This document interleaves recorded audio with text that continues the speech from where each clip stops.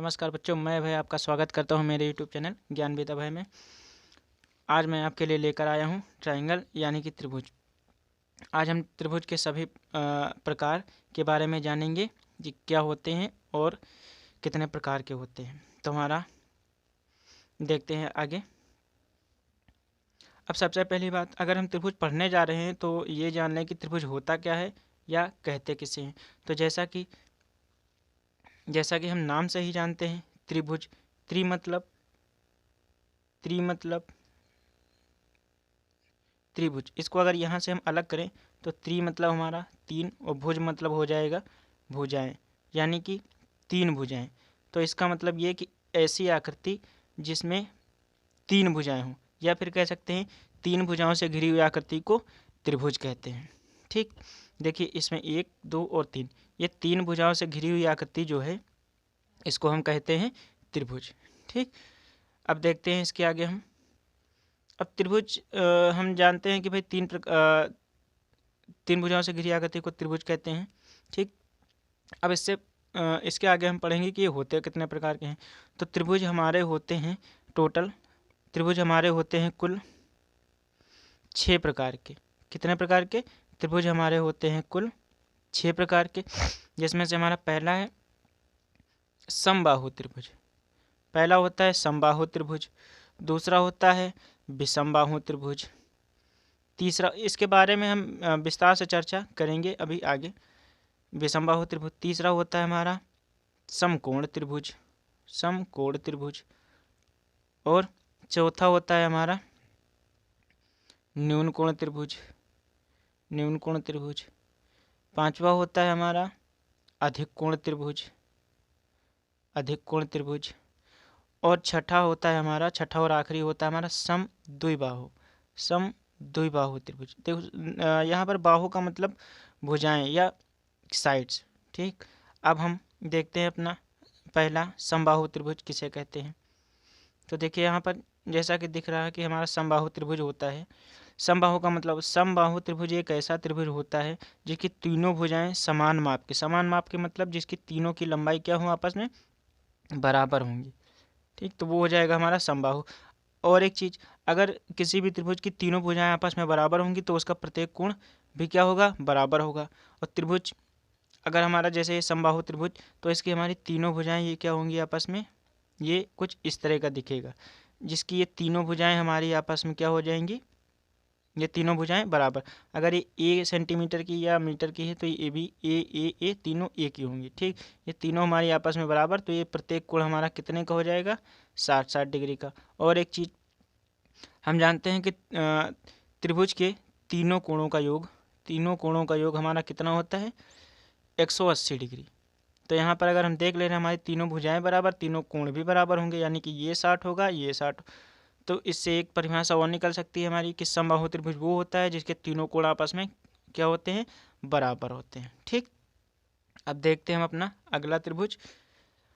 अगला है हमारा समद्विबाहु। अब देखें यहाँ द्विबाहु का मतलब जैसे वहाँ बताया था त्रिभुज में बताया कि त्रि मतलब तीन, यहाँ द्वि मतलब हो जाएगा, द्वि मतलब कह सकते हैं हम दो। द्विबाहु का मतलब जिसकी कोई दो भुजाएं आपस में क्या होंगी, बराबर होंगी, अन्य एक अलग होगी। जैसे हम मान लें कि ये और ये हमारी आपस में बराबर है। ठीक, ये और ये भुजाएं हमारी बराबर हैं, तो ये हमारा कैसा त्रिभुज बन जाएगा, ये हमारा बन जाएगा समद्विबाहु त्रिभुज। जैसा कि दिखा है, ऐसा त्रिभुज जिसकी दो भुजाएं एवं दो कोण। अब इसमें दो भुजाएं अगर बराबर हैं तो कोई दो कोण भी बराबर होंगे, उसी साइड्स के अकॉर्डिंग इस भुजा के हिसाब से दो कोण भी बराबर होंगे। यानी ऐसा लिखा, ऐसा त्रिभुज जिसकी दो भुजाएं एवं दो कोण बराबर होते हैं वह त्रिभुज समद्विबाहु त्रिभुज कहलाता है। ठीक, अब इसमें अगर दो भुजाएं बराबर, कोई कैसा भी त्रिभुज बना हो जिसमें अगर कोई ये हो, ये आपस में बराबर हो गई, या जैसे कि इसमें दिखाया गया है, या कोई भी दो भुजाएं अगर बराबर होंगी वो समद्विबाहु त्रिभुज कहलाएगा। ठीक, देखते हैं अपना अगला त्रिभुज। अगला त्रिभुज है हमारा विषमबाहु। दोस्तों विषम का मतलब होता है अलग।